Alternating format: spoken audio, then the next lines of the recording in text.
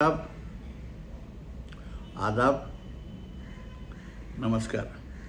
आपका मेरी अपनी महफिल में एक बार फिर इस्तकबाल है, स्वागत है। आज मैं एक बार फिर आपको इस्मत चुगताई का एक और अफसाना सुना रहा हूँ। उन्वान है खिदमतगार। सुनिए, खिदमतगार। कितनी दफ़ा तुमसे कहा है कि भाई जल्दी लाया करो, मगर सुनते ही नहीं। मैंने पिछली सीट पर किताबें पटक कर कहा, 1.5 घंटे से पागलों की तरह टहल रही हूँ। गज़ब खुदा का, 2:30 बज रहे हैं। खुदा की कसम, आज अब्बा से ज़रूर कहूँगी कि बहादुर से वक्त पर मोटर नहीं ले जाती तो मेरे लिए दूसरा इंतज़ाम करें। और मैं किताबें सरका कर बैठ गई। तो सरकार नाराज़ क्यों होती हैं? कल ज़रा जल्दी लाया तो फरमाया इतनी जल्दी ले आता है, मैं लाइब्रेरी में पढ़ भी नहीं पाती। बहादुर ने बदतमीज़ी से मेरी नकल करते हुए कहा, चुप रहो, एक तो गलती करते हो और ऊपर से टर्राते हो। मैंने झिड़क कर कहा, इतना गुस्सा करेंगे तो सूख कर कांटा हो जाएंगी। बहादुर ने तंबीहन उंगली हिलाकर कहा, देखो बहादुर, बक बक मत करो। मैंने गुस्से को कायम रखने की कोशिश की। तो फिर गुस्सा क्यों होती हैं? ऐसा बुरा मुंह लगने लगता है तुम्हारी बला से। उसने इतरा कर नकल की। मुझे हंसी आने लगी। आज तो मारे गुस्से के पीछे जा बैठी। आगे आई है ना। उसने खिड़की खोलकर हुक्म दिया, नहीं चलो, बकबक ना करो, जहां मेरा दिल चाहेगा बैठूंगी। अच्छा, तो फिर चला लीजिए खुद, हमसे नहीं चलती। उसने नहायत लापरवाही से खिड़की से सहारा लेकर कहा, बहादुर, शायद तुम भूल रहे हो, तुम नौकर हो। मैं आज लड़ने पर तुली हुई थी। तो लीजिए, मैं इस्तीफा देता हूं, बस। वो मोटर से हटकर जमीन पर उकड़ू बैठ गया और लापरवाही से दूसरी तरफ देखने लगा। बहादुर, बदमजाकी मत करो, मुझे वाकई गुस्सा आ रहा है। मैंने झल्ला कर कहा, वाकई? उसने हंसकर मजाक उड़ाया। बहादुर, सीधी तरह मोटर चलाते हो के? तो फिर आगे आइए ना। अच्छा कसूर हुआ। नीचे पैर छूता हूं। आपका फूला हुआ मुंह देखकर सचमुच मेरे हाथ पैर फूल जाते हैं और मोटर उलट जाती है। और नहीं, मैं आज पीछे ही बैठूंगी। मैंने सुलह पर रजामंद होते हुए कहा, नहीं, आप आज आगे ही बैठेंगी। अब माफ़ी जो मांग ली है। उसने खुशामद से कहा। मैं उतरकर आगे बैठ गई। अगर आप आगे ना बैठती तो मैं मोटर थोड़ी चलाता। वो शरारत से मुस्कुराया। बहुत बेहया हो, मैंने कहा। कौन? उसने ऐसे कहा गोया वो खुद मुझे बेहया समझता है। बदतमीज, मैं आज ज़रूर अब्बा से कहूँगी कि तुम कभी वक्त पर नहीं आते। मैंने अपनी हंसी को रोकने और बात टालने के लिए कहा, तो फिर खुद ही मोटर चलाना सीख लीजिए ना, यूँ आती है यूँ। उसने चुटकी बजाकर कहा, सीखूंगी। मैंने बेतवज्जही से फैसला किया, फिर सीखिए ना, आज से शुरू। चलिए जुबली पार्क। उसने मोटर मोड़कर कहा, क्या वाकई तो रोज में सिखा दोगे? मैंने इश्तियाक से पूछा। और क्या, देरी कितनी लगती है, मगर यूं थोड़ी। पहले शेर भर मिठाई। उसने होंठ भींचकर सर हिलाते हुए कहा, अरे मिठाई का झोल है, यूं ही सिखाओ। खूब भाई, वाह, फिर तो सिखाना भी झोल है। अच्छा सौदा है। ऐसी मुफ्त की मोटर किसी और से सीखिए। उसने अकड़ कर कहा, अच्छा अब इतराओ नहीं, वरना अब्बा से कह दूंगी, वो जूते लगेंगे, याद ही करोगे। मैंने धमकी दी। अच्छा ये है, तो फिर यही सही, जाइए कर दीजिए। 100 दफ़ा शिकायत, नहीं सिखाते तो इतना करता क्यों है? अच्छा मिल जाएगी मिठाई, सिखाओ तो, मैंने व्हील पर हाथ रखकर कहा। तो फिर खैर सुनिए तो, मेरा वादा तो कुछ वैसा है, उसने बेएतबारी से कहा। बदतमीज, तुझे मेरा एतबार नहीं, और जो नहीं फिर देखो किधर घुमाऊं। मैंने बात टालने के लिए व्हील पकड़कर कहा, सीधी तरफ। अरे अरे अरे, मेरे मुंह से निकला और मोटर बाल बाल तार के खंभे से टकराते टकराते बची। सीधी सड़क पर जा रही हैं और मोड़ने की कैसी जल्दी है, उसने मजाक उड़ाया। अच्छा लीजिए संभालिए, उसने अलग होकर कहा। मेरे हाथ कांपने लगे। मोटर की स्पीड बढ़ी और हवा साए साए करके मेरे दिल में उतरने लगी। बहादुर, अरे, मैंने तकल्लुफ से कहा। अरे अरे पकड़ो, आप ही पकड़िए। हाँ जोर से। अरे भागी, और वो जोर से हंसा। मोटर की स्पीड बढ़ी और मैं घबराहट पर चिल्लाने पर मजबूर हुई और एक जोर का झटका लगा। मोटर उलटते उलटते बची। बहादुर ने एकदम ब्रेक दबा दिया था। मैंने हाथ हटाया और वाकई गुस्सा होकर बैठ गई। मुझे पसीना आ गया था। अच्छा लीजिए लीजिए, आपके नहीं, उसने खुशामद से कहा। चलो घर सीधे, मैंने गुस्से से हुक्म दिया। अब चलाइए ना, अब चलाइए ना, इसमें डरने की क्या बात है। इसी बूते पर मोटर चलाएंगी, उसने मोटर घर की तरफ मुड़कर कहा। और चलाएं कैसे? जैसे लोठी तो गई है ना। बहुत चली आपसे मोटर, बहादुर हंसता रहा और मैं उतरकर खिसियानी अंदर चली गई। अरे बिंदु, बहादुर ने माली को पुकार कर कहा। बीवी को मोटर चलानी आ गई और वो तवील का कहा लगाकर मोटर गैराज में ले गया। जरा सोचिए, एक जलील नौकर जो छोटी उम्र से हमारे यहाँ रहा, दिन भर पिटता, बर्तन मांजता, जूते साफ करता, जरा बड़े होकर छोटे मोटे कामों के लिए ड्राइवर की खिदमत अंजाम देता। और ये दिमाग, वजह यह है कि मुझे और भैया को सिवाय बहादुर के कभी कोई दोस्त नसीब ना हुआ। चुनांचे हमने हमेशा उसके लाड बर्दाश्त किए। भैया तो जल्दी ही स्कूल में बोर्डर हो गए और बहादुर ने मुझ पर रोब जमाना शुरू किया। हर बात में उसकी ही धौंस रहती। रूठ जाता तो एक बात करने वाला ही था, वो भी हाथ से जाता। अब्बा दूसरे अब्बाओं की तरह हमसे कभी लाड प्यार ना करते थे। वैसे बहादुर को खुद उन्होंने सर पर चढ़ा रखा था। कभी मैंने अगर उसकी शिकायत भी की तो हंसकर टाल दिया। छुटपुट में तो अगर कभी मैं भूले से बहादुर को मार देती तो तड़ाक से चाटा मारता कि मुंह फिर जाता। अब्बा को फख्र था, वो उल्टा मुझको डांटते कि तू पहले क्यों मारती है।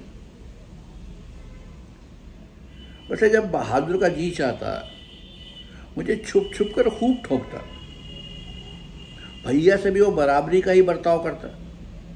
अब तक जब वो कॉलेज से आते हैं तो दोनों में घुल मिलकर वो बातें होती हैं कि मालूम नहीं होता कि आका और नौकर हैं।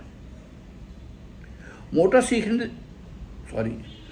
सीखते दिनों की बजाय हफ्ते हो गए।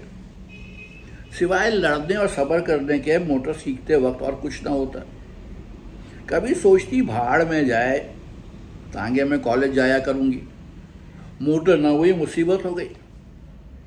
मगर फिर बहादुर सब्ज़बाग दिखाता और मैं चक्कर में आकर सीखने को तैयार हो जाती। बहादुर को हर बात में दखल देने का हक है।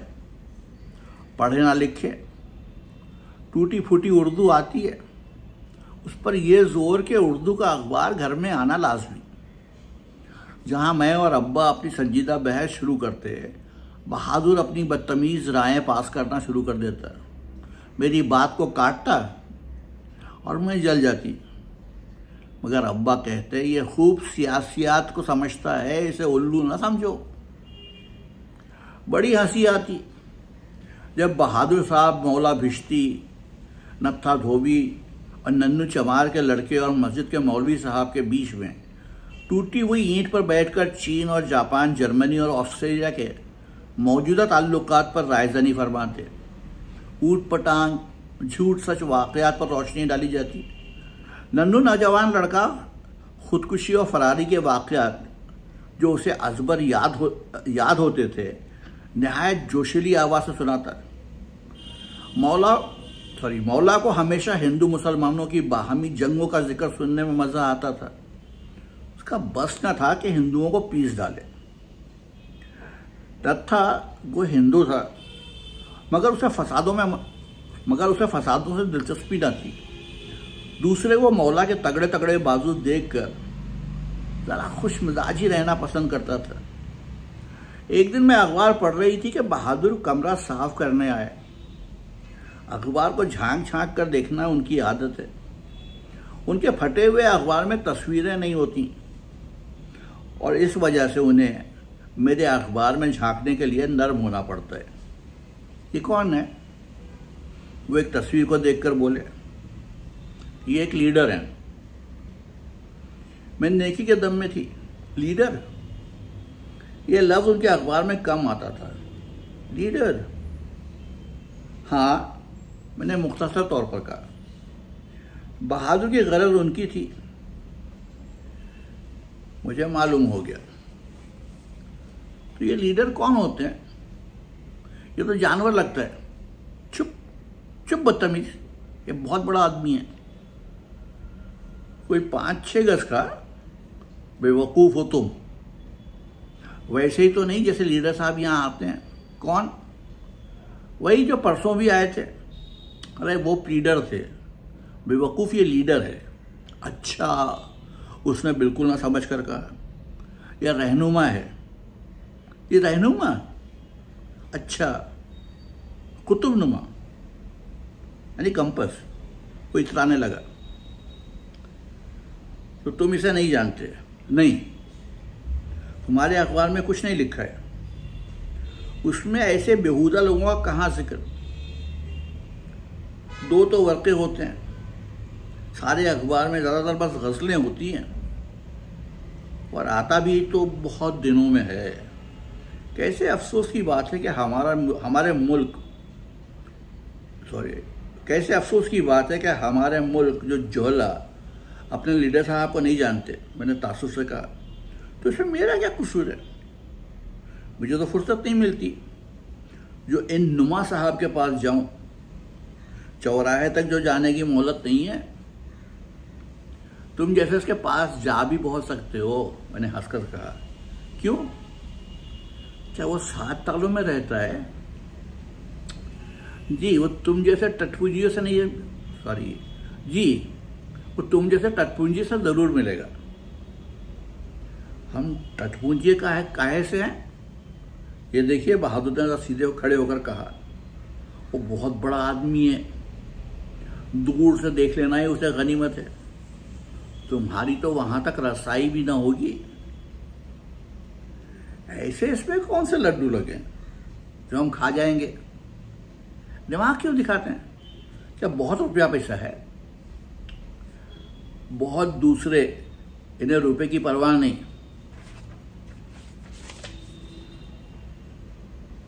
खद्दर पहनते हैं। तो इसमें क्या हुआ? नन्नू चमार हमेशा खादी पहनता है। मौला भी एक तहमद में 6 महीने गुजार देता है। हम भी सरकार और भैया की उतरन पहनते हैं। तुम नन्नू और मौला तीनों गधे हो। ये तो कौम की खिदमत करते हैं। गरीबों का इन्हें बड़ा दर्द है। अरे, और हम कौन खिदमत नहीं करते? सुबह से जो जुट जाते हैं तो शाम को कहीं 10 बजे छुट्टी मिलती है। मौला की कमर पानी भरते भरते टेढ़ी पड़ गई। नन्नू के हाथ चमड़ा छीलते छीलते घिस गए। अब और कौन सी खिदमत ये लीडर करते हैं? जी, तो जनाब का ख्याल है कि नन्नू, मौला और आप तीनों लीडर हैं। जरूर, मैंने हंसकर मजाक उड़ाया। तुम लोग गाय बैल की तरह काम करते हो। गद्दी में से तो कुछ खर्च करने की ज़रूरत नहीं होती। ये लोग कौम की खातिर कैद में जाते हैं, लोगों को सीधा रास्ता दिखाते हैं। इनकी भलाई के लिए कोई अगर जान मांगे तो जान तक दे दें। कोई मौलवी हैं, ऋषि हैं, क्या है? हट हट। ऋषि और मौलवी सब ढोंग मचाते हैं, ये तो रहनुमा हैं। अरे कुछ बताइए तो, ये कौन होते हैं? जैसे जैसे जैसे वो जो तुझे याद है लखनऊ में जुलूस निकला था, वो लाट साहब का। अरे हट। वो जो अमीनाबाद, अच्छा वो जो पीपा शाहजी ने पंखा चढ़ा दिया था दरगाह पर, मैं थप्पड़ मारूंगी तो टेंटे करेगा। या नहीं बताते तो फिर बताती नहीं है, डांटे जाती हैं। अरे भाई जब वो कौमी झंडियाँ लगी थी, वही लाट साहब वाला था, सारे में रोशनी ही रोशनी थी। ऐसी रोक लगी कि क्या कहना, मनो फूल लोगों ने डाले थे। नहीं, उन कमबख्त अंग्रेजों ने तो हमारे मुल्क को लूट लूट कर नाश कर दिया। गरीबों का पेट काट कर इस्तकबाल के लिए रुपया जमा होता है और 2-4 उम्दा सड़कें साफ करके और सजा के उनमें से उन्हें गुजरवा दिया जाता है। देख तालियां पड़ी पिट रही हैं, समझ में खाक नहीं आता कि क्या कह रहे हैं। तुम बेवकूफ़ों की समझ में क्या आएगा? तो फिर आप जैसे वो हंसा, तो फिर ये बेवकूफ़ों के लीडर नहीं और ना बद तहजीब लोगों के।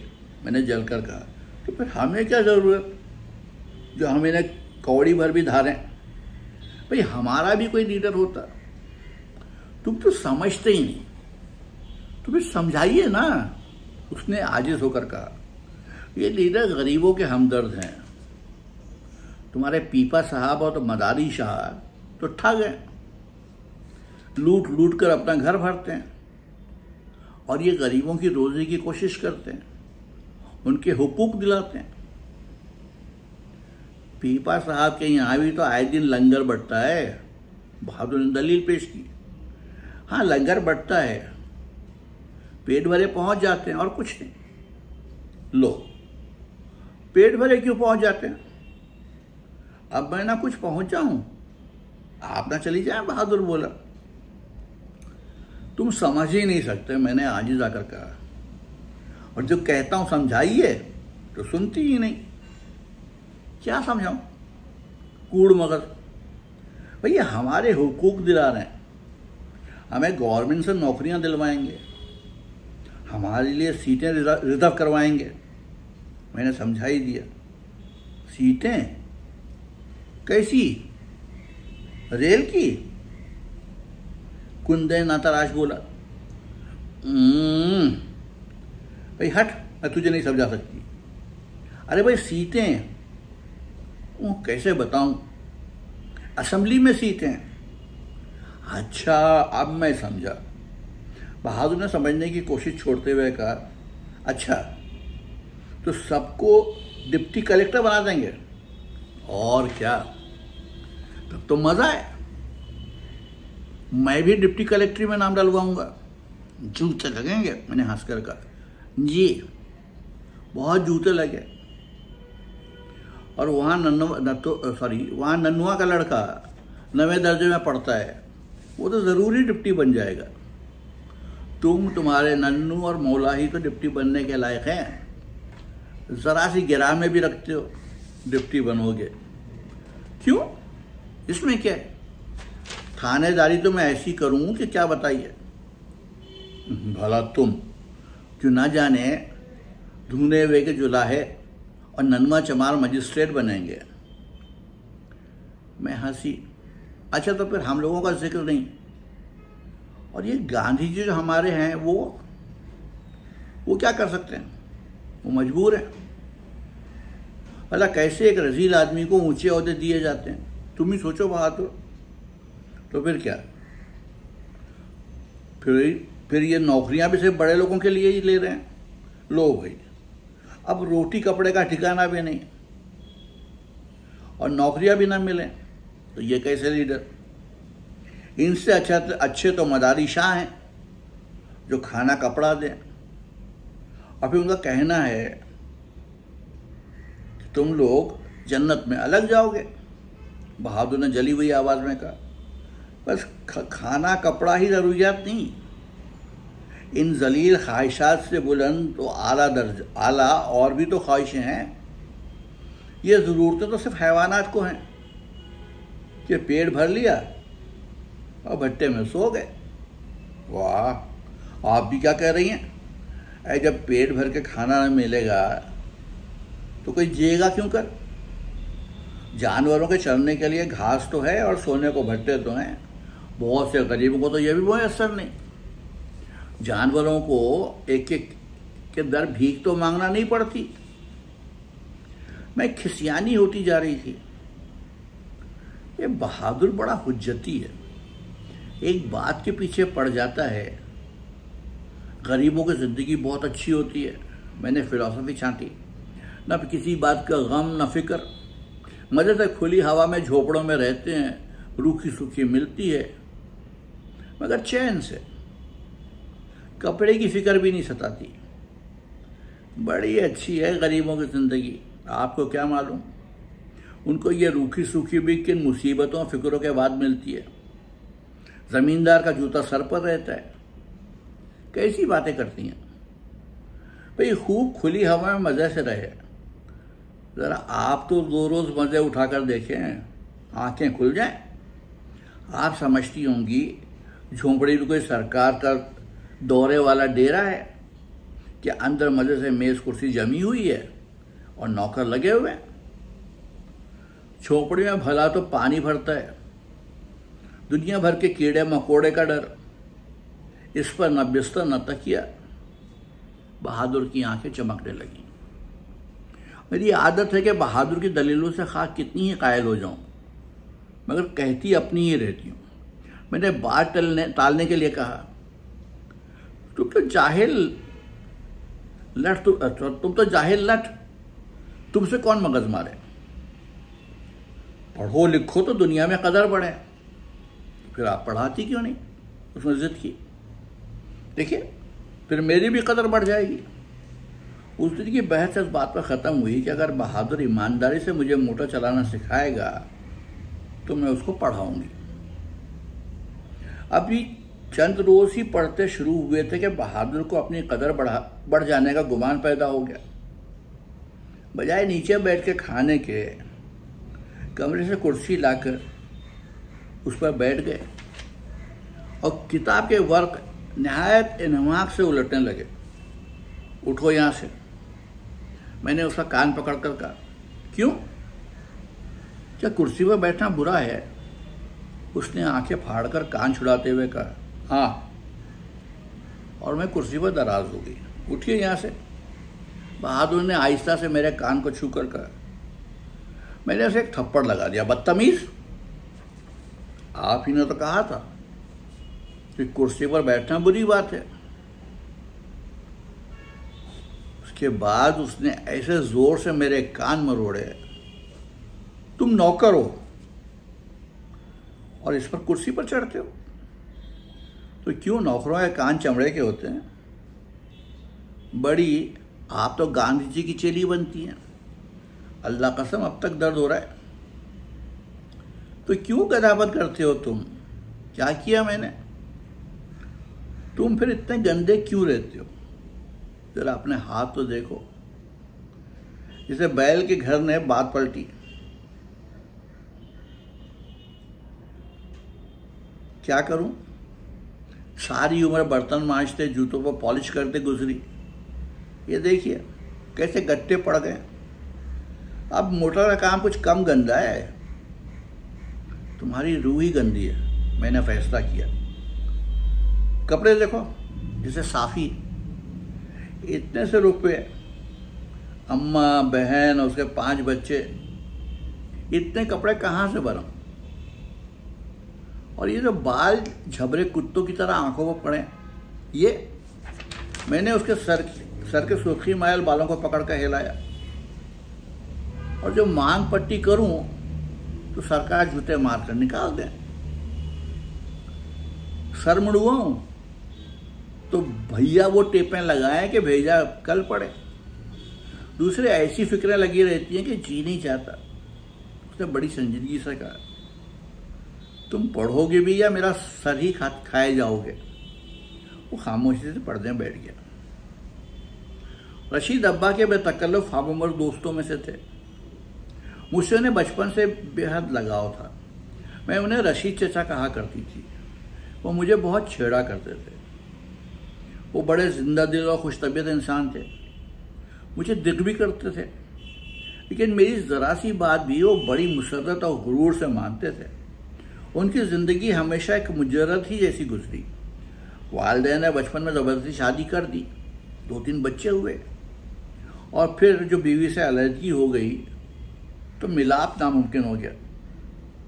रिश्तेदारों से दूर हम लोगों के सिवाय कोई हमदर्द गरीब का न था। भैया और मुझे बहुत ही चाहते थे। मुझे भी बहुत ही अच्छे लगते थे। अब्बा तो कभी लाड प्यार करते नहीं थे। रशीद की मोहब्बत एक नेमत मालूम होती थी।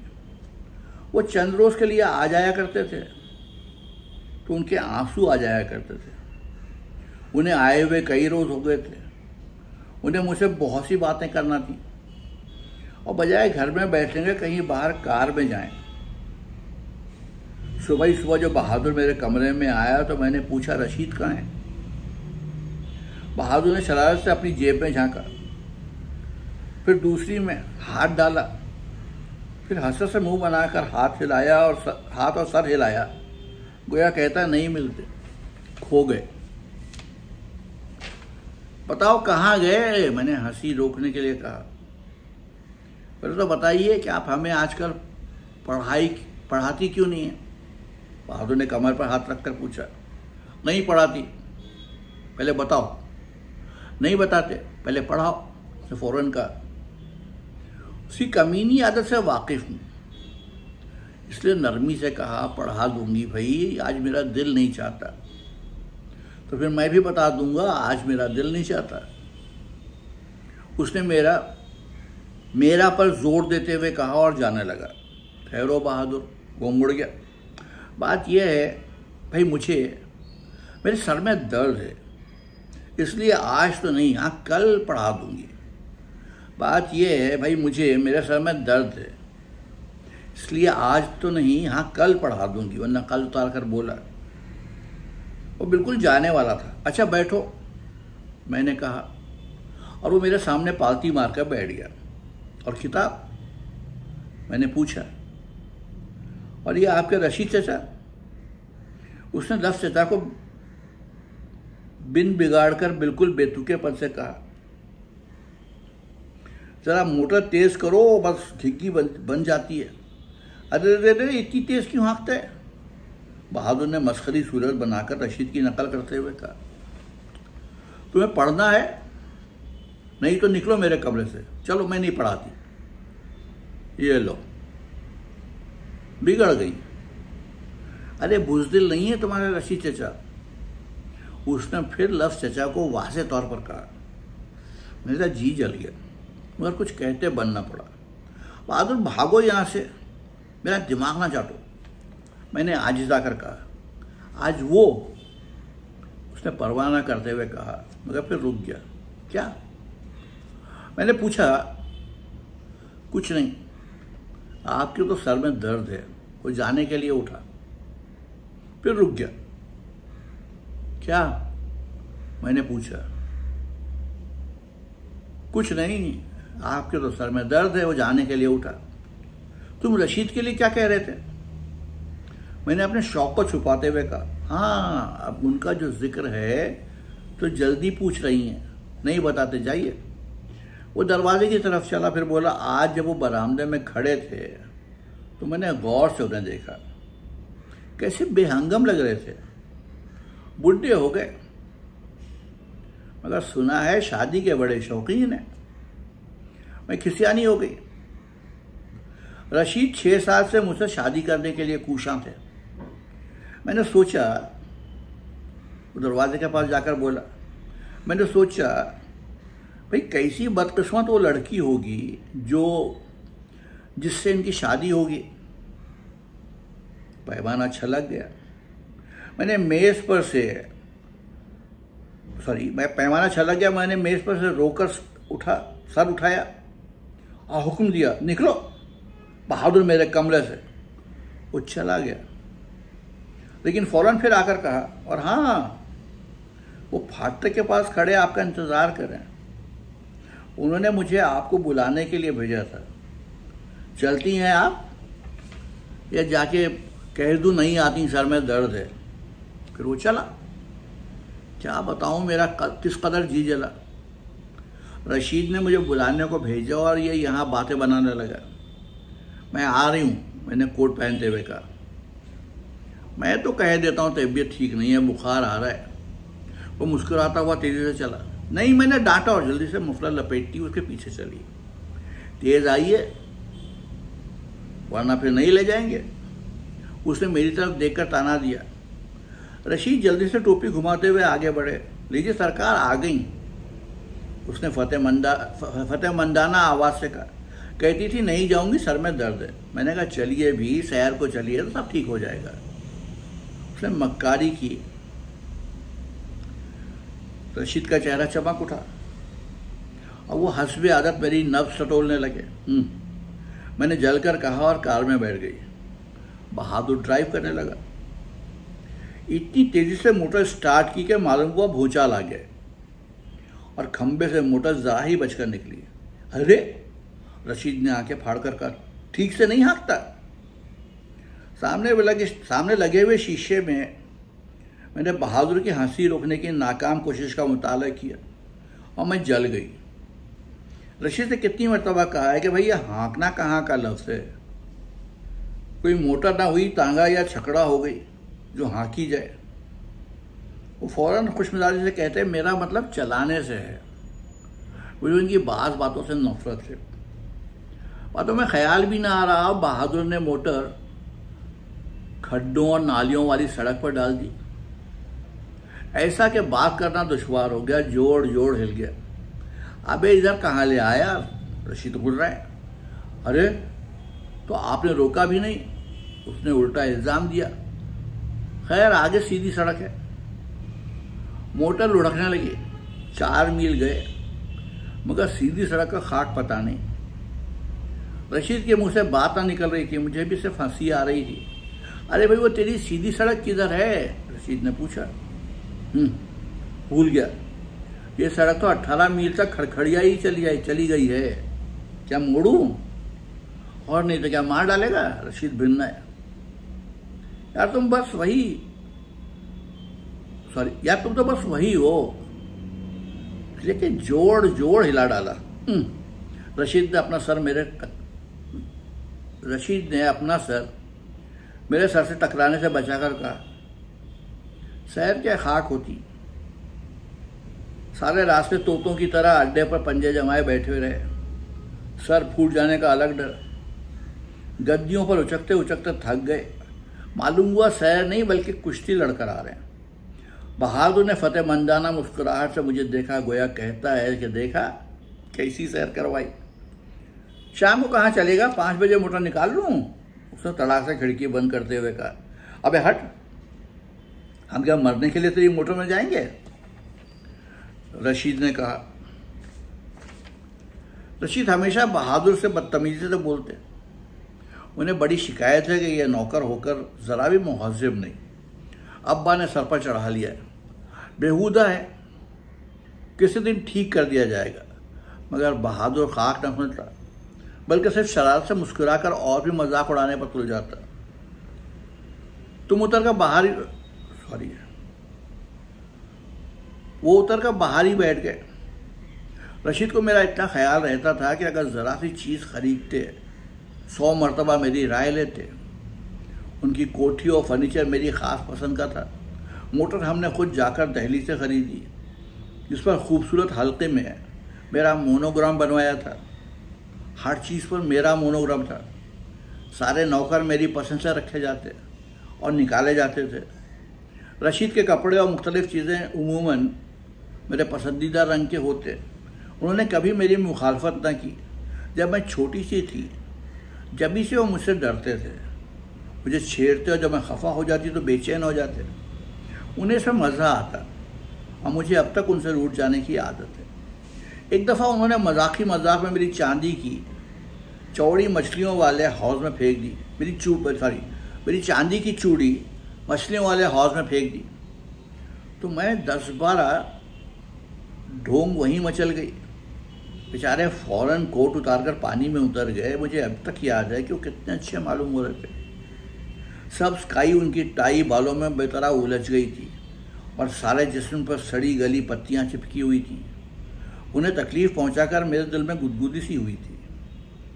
मुझे बड़ा फ़ख्र था कि ऐसा बारोब और ताकतवर मेरे सामने भीगी बिल्ली बच जाता था। भैया का तो दम निकलता था, मगर मैं बहुत दिलेर थी। ज़रा सी बात पर उन्हें बातें सुनाकर रख देती।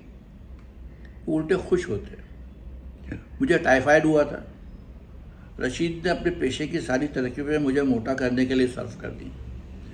इतने टॉनिक पिलाए कि मैं फूल कर कुप्पा हो गई और बहादुर भैया मुझे चिढ़ा कर खा गए। डॉक्टर भैया को बहुत चाहने लगे, मगर भैया बेवकूफ़ उनसे खींचे रहे थे। रशीद और रशीद की सारी चीज़ें मेरे आने की मुंतज़िर थी, लेकिन कितने ही नए सेट खरीदे, कितनी ही मोटर मेरे मोनोग्राम से सजाए गए, मगर मुझे कभी वहाँ पहुँचना नसीब न हुआ। अब्बा से जब रशीद तकाजा करते वो कोई ना कोई बहाना कर देते। रशीद मुझे एक नए आतिस्तान का नक्शा ज़मीन से खींचकर बताते थे कि सामने एक बरकन्नी सी गाय दुम उठाए दौड़ती हुई सीधी हमारी तरफ लपकी। बिंदु पीछे डंडा लेकर दौड़ा। गुल सुनकर बहादुर भी अपनी कोठरी में झांका। न जाने क्या सोचकर एक छोटी सी लकड़ी लेकर ऐसे गाय को हमारी तरफ हका कर लाया कि वो फाटक छोड़ के हमारी तरफ आई। गाय, बैल और बच्चू तीनों चीज़ों से मेरा दम निकलता है। गाय, बैल और बिच्छू 3 चीज़ों से मेरा दम निकलता है। अरे इधर मत हाँक बहादुर, रशीद डर कर डांटने लगे। लफ्ज़ हाँक पर बहादुर हंसी से लौट गया। अगर हम मुंडेरों पर ना चढ़ जाते तो यकीनन गाय हमारा आटा कर देती। बहादुर मुझे नजरे गलत अंदाज से छेड़ता हुआ गाय के पीछे भागा चला गया। अगर रशीद को बहादुर की मक्कारियों का ज़रा भी पता चल जाता तो वो गदर मचा देते। वो उसे सिर्फ एक बेवकूफ़ गधा समझते थे। इस दफ़ा कुछ ऐसे पीछे पड़े कि अब्बा राज़ी हो गए। मैं और रशीद दिन भर सामान खरीदते फिरते। खालाजान भी इंतज़ाम में मदद देने आ गई। अम्मा के बाद वही थी जो हमारी करीबी रिश्तेदार थी। बहादुर खामोश हमें दिन भर मोटर में लादे फिरता था। रशीद छुट्टी लेकर आ गए और मुझे हफ्तों बहादुर से बात करने का भी वक्त न मिलता। बहादुर की बदमिजाजी बढ़ती जाती थी। वो मुझसे बिल्कुल बात न करता और करता तो तुर्शी से। बात पर हर एक से उलझ पड़ता, यहाँ तक कि अब्बा ने जो कुछ कहा तो गुर्रा कर उन्हें घूरने लगा। अब्बा में गज़ब का तहम्मुल है। दूसरे वो उसे चाहते भी बहुत हैं। बिल्कुल चुप रह गए। मुझे बहादुर को देखकर बड़ा रंज होता। भैया के चले जाने के बाद सहेली कहो, भाई कहो या नौकर, सब कुछ ये बहादुर ही था। रशीद बेशक मेरा लाड करते थे, बहादुर और ही था, मेरे बचपन का साथी। और अब वो मुझसे बात तक करना पसंद न करता था। वो पहले से ज़्यादा जर्द और दुबला हो गया था। मुझे यकीन था कि बहादुर मुझसे खफा है। ये रशीद तो न थे। अगर कभी खफा हो भी जाए तो उनका बेहतरीन इलाज ये है कि खुद खफा हो जाऊं। बस वो फ़ौरन उल्टी खुशामद कर देते। यहाँ बहादुर का सवाल था, जिसे खुशामद कराने का आदी था। रशीद एक दिन दुकान पर सूट का ऑर्डर देने उतरे। मैंने बहादुर से पूछा, ये तुम्हारी थूथनी क्यों सूजी हुई है? कोई और वक्त होता तो बहादुर ऐसा मुंह तोड़ जवाब देता कि मैं अपने साथ मुंह लेकर रह जाती, लेकिन वो सिर्फ खिसियानी हंसी ज़बरदस्ती हंसने लगा। कभी दिमाग दुरुस्त ही नहीं होता, जब देखो मुंह डबल रोटी हो रहा है। आखिर कोई वजह भी हो। मैंने नरमी से मलामत की। मैं किस पर गुस्सा करूंगा भला? मैं एक फटा हुआ नौकर, और किसी से गुस्सा हो जाऊंगा तो फिर रोटी कहाँ मिलेगी? वो अफसरदा होकर मुझसे दूर देखने लगा। नहीं तो कुछ बदल गए हो। रशीद आ गए और हम चले आए। मेरा दिल बहादुर से खुलकर बातें करने को चाहता था, लिहाजा मैंने उसे बुलाया। बहादुर, ज़रा मेरी साड़ी इस्त्री कर दो। लीजिए, ये कोई मेरा काम है? नत्था को भेजे देता हूँ। वो मुड़ा, नहीं वो ठीक नहीं करता, दूसरे को मेरी इस्त्री तोड़ देगा। अच्छा लाइए, मुझे साड़ियाँ इस्त्री दे दीजिए, मैं करके ले आऊँगा। मेरे कमरे में बड़ी मेज़ पर कर लो। मैं तुम्हें अपनी बिजली की इस्त्री तोड़ने के लिए ना दूंगी, तो फिर करवा लीजिए किसी और से। उसने सूखा मुंह बनाकर कहा, इधर आओ। मैंने डांट कर कहा। वो करीब आया। चलो। मैंने उसका कान पकड़कर अपने कंप्यूटर की तरफ ले जाकर कहा, साड़ियाँ निकालो, सीधा पर इस्त्री करो। वो मुस्कुराने लगा। उसका पतला सा जर्द चेहरा खून की गर्मी से बादामी हो गया और आंखें भीग गईं। वो खुश था। संदूकों में से साड़ियाँ निकाल कर वो इस्त्री करने लगा। मैं खिड़की के करीब स्टूल पर बैठ गई। उसके खुरदरे बड़े बड़े बालोंदार हाथ, चमकती हुई इस्त्री और रंग बिरंगी साड़ियाँ मेरे लिए खेल बन गई। बड़ी बड़ी स्याह आंखों में एक नई जान पैदा हो गई थी। स्त्री के साथ साथ उसकी चमकीली आंखें पीछे दौड़ रही थी। उसने अपने गुदाज ज़ेरी लब को दांतों से दबा रखा था, जैसे कि हम सख्त मसरूफियत और काम के वक्त दबा लेते हैं। कफ बेतुकेपन से उसकी आस्तीनों में झूल रहे थे। अब्बा के चौड़े चकले दामन की कमीज और भैया के ढीले ढाले पतलून में वो एक तिनका मालूम हो रहा था। गरेबान के तमाम बटन टूट गए थे और उसका काफूरी सीना बहुत सा खुला हुआ था, जिसमें पसलियों का जाल बखूबी नजर आता था। उसके बेरौनक कत्थई बाल बेतरतीब गुच्छों की सूरत में उसके पशमुर्दा मगर बुलंद और ज़हीन पेशानी पर बिखरे हुए थे। मैं उसे मुतवातर गौर से देख रही थी। मेरा दिल दुख गया। बेरहम ज़माने ने इसे एक जलील व खार खिदमतगार बना दिया, वरना वो जहानत और अक्लमंदी का मुजस्समा मालूम हो रहा था। न जाने कितने बुलंद दिमाग से गुर्बत के हाथों कुचल कर खा के राह से बदतर पहुँच जाते हैं। अगर उसे आला तालीम दी जाती और उसके पास रुपया होता तो कितनी शानदार हस्ती बन जाता। वह एक जलील नौकर था जिसने बचपने से अपनी ही जिन्स की दिलो जान से खिदमत की थी, लेकिन फिर भी कोई बात थी कि वो नुमायाँ हस्ती मालूम होती थी। ज़िंदगी के मामूली से मामूली और बड़े से बड़े काम में वो एक काबिल तारीफ अक्लमंदी का सबूत देता था। मैं उसे महवियत के आलम में तक रही थी। उसने कई दफ़ा उचटती हुई नज़र मेरी तरफ डाली और मुझे अपनी तरफ घूरते देखकर वो बेख्तियार एक मजलूम मुस्कुराहट में डूब गया। उसने स्याह बारीक साड़ी की 4 तहें करके मेज़ पर फैला दिया और स्त्री स्याह बालों में बिजली की तरह तेज़ी से कौंधने लगी। एक शहर था कि जिसने मुझे बेखुद कर दिया। कोई सख्त सी चीज़ मेरे गले में बार बार अटकती हुई मालूम होती और आंखें धुंधली सी हो गई। मैं खड़ी हो गई और बहादुर का हाथ रुक गया। उसने मुझे एक लम्हे तक बेमानी नज़रों से देखा, लेकिन यकायक जज्बात के हुजूम और ख्यालात की खामोश घटाएं उसकी आंखों में छा गई। मैं आहिस्ता से करीब जाकर खड़ी हुई। वो परेशान हो गया। चेहरा किसी नाकाबिले बयान तकलीफ से तबतमा उठा। उसके होंठ खून की ज्यादती की वजह से अंगारा हो गए। ऐसा मालूम होता था कि गोया फूट जाएंगे। उसके हाथों में एक लर्जिश थी जिसे वो झुंझला कर छुपाने की कोशिश कर रहा था। तुम ना बताओगे? मैंने उसके स्त्री वाले उसके हाथ को जो कांप रहा था, उसने आहिस्ता आहिस्ता डरते डरते मेरी तरफ देखा और इस मर्तबा ऐसे कि दोबारा किसी सवाल की ज़रूरत ना रही। मैंने स्त्री लेकर उसके हाथ से रख दिए और दोनों हाथों से गरेबान बंद करने लगा। मैंने स्त्री लेकर उसके हाथों से रख दी। वो दोनों हाथों से गरेबान बंद करने लगा। परेशानी के अलावा और कुछ भी छुपाने की कोशिश कर रहा था। उसकी पलकें बोझल होकर लरस रही थी और उसके होंठ एक सुबकी में मचल जाने को तैयार थे। बोलते ही क्यों नहीं? मैं क्या बोलूं? लफ्ज़ चबाने लगा। तुम रंजीदा नहीं रहते हो? मैंने सवाल किया। वो चुप रहा। क्यों रंजीदा रहते हो? मैंने फिर कहा, मुझे मालूम नहीं। उसने परेशानी से चारों तरफ देखते हुए कहा, तुम्हें नहीं मालूम? झूठे। मैंने लफ्ज़ जमा कर कहा, सच। उसने सर हिलाकर अपने झूठ का भी पुख्ता सबूत दिया। मैं धोखे में थी। मैं समझती थी कि मुझे अपना दोस्त समझते हो। मैंने सब कुछ समझ कर कहा और कुर्सी पर बैठ गई। उसकी आंखें पुकार पुकार कर कह रही थी कि बनो मत, तुम खूब समझती हो। मगर वो चुप था। वो थोड़ी देर खड़ा गैर मुतमईन नज़रों से मुझे घूरता रहा।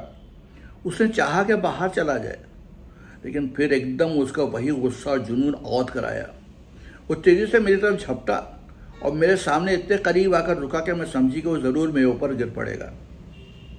आप समझती हैं, आप खेल रही हैं मुझ गरीब से, आप खेल रही हैं, आप जानती हैं।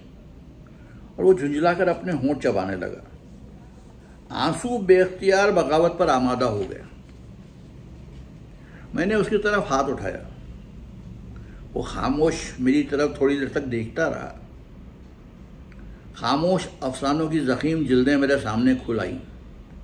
बहादुर, मैंने कहा, और वो मेरे करीब गिर पड़ा और अपना सर मेरी गोद में रख दिया। बड़ी देर तक वो गहरी सुबकियां लेता रहा। तुम्हें रंजीदा देखकर मेरा दिल दुखता है बहादुर। मैंने उसको सहारा देकर कहा, तो ना देखा कीजिए मेरी तरफ।